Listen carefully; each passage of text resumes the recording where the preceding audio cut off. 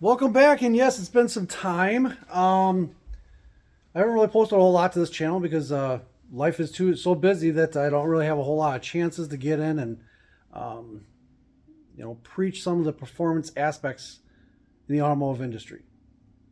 With that, I have had one viewer ask me to do a video about safety concerns when it comes to racing applications. Um,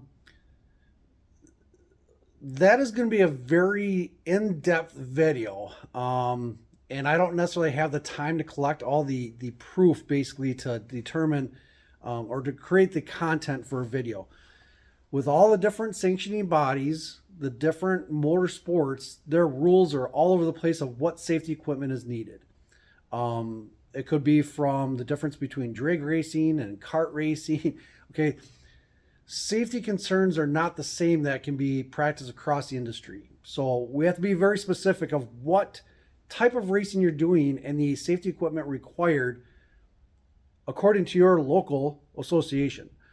So some of the safety equipment that I can cover is stuff that's general across the board. So your SFI rated equipment, whether it's helmet, seatbelt, so on and so forth, roll cage certifications, suspension and tires. We can get into those things because it's pretty much common across the different motorsports.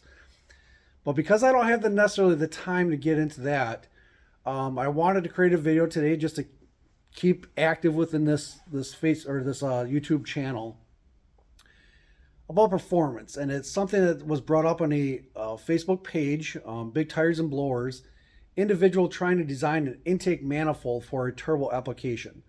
Now, anytime an individual is trying to create something there, underneath their own capabilities, whether that's 3D printing to casting different shapes and sizes of intake manifolds or throttle bodies, if they're trying to do something different or find the exact thing that's going to perform the best, I love giving that kind of direction.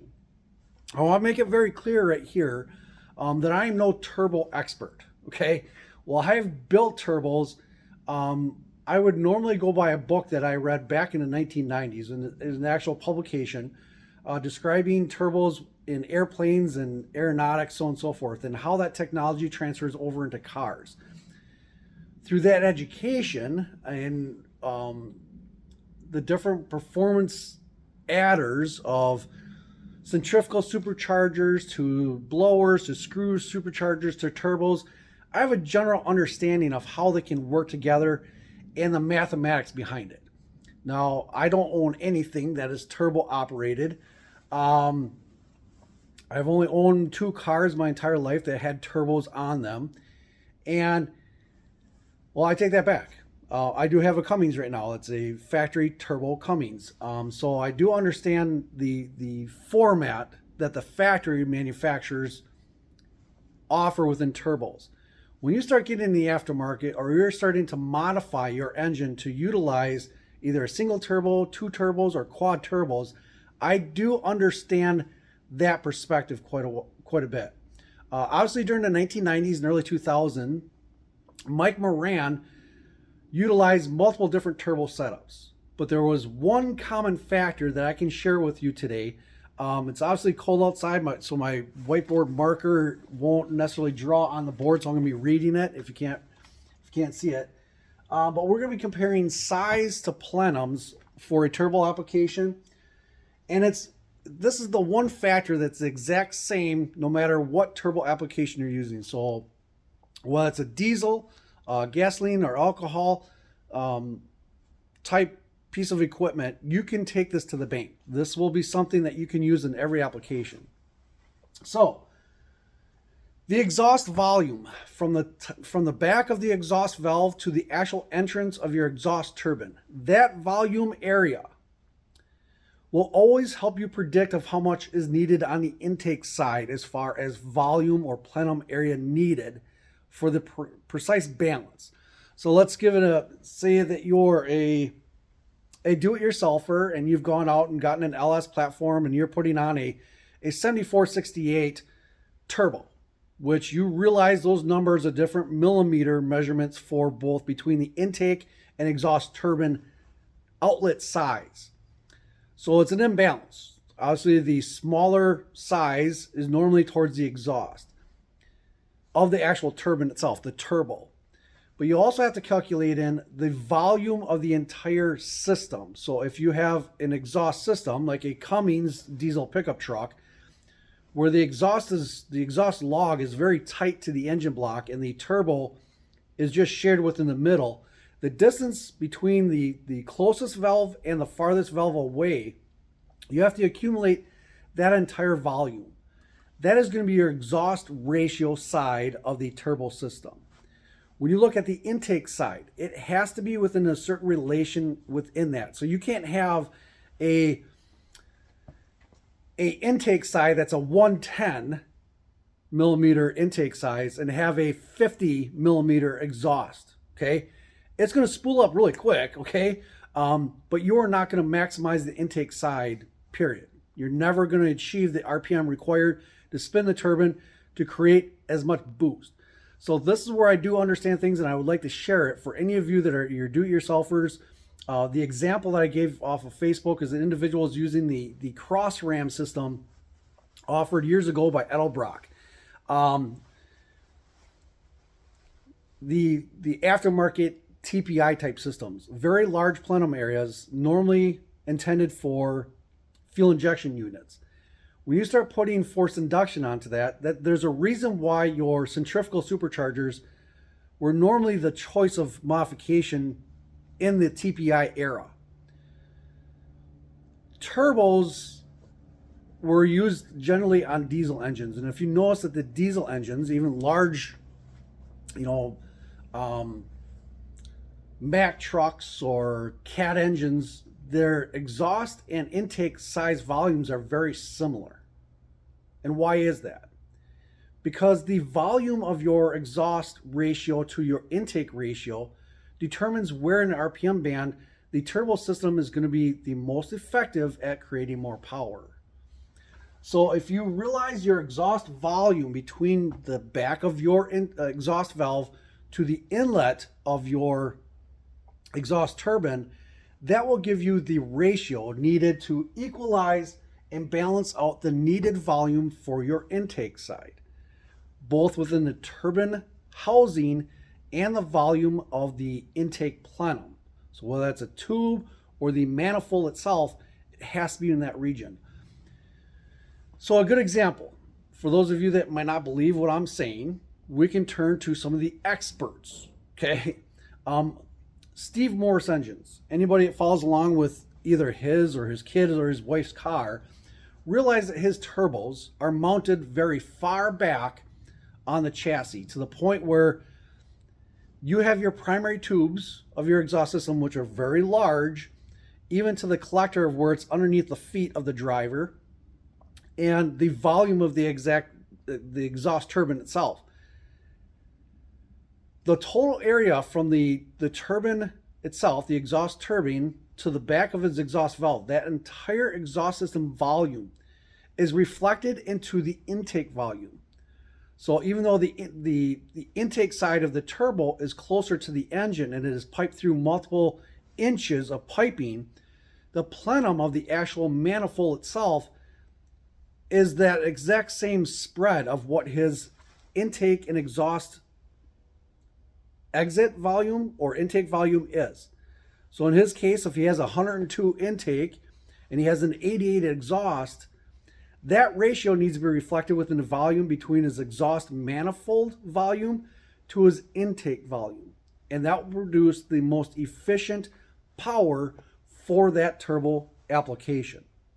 If you imbalance that, you're going to shift the power of that turbo combination either into the lower RPM range or concentrate on a very narrow portion in the upper RPM range.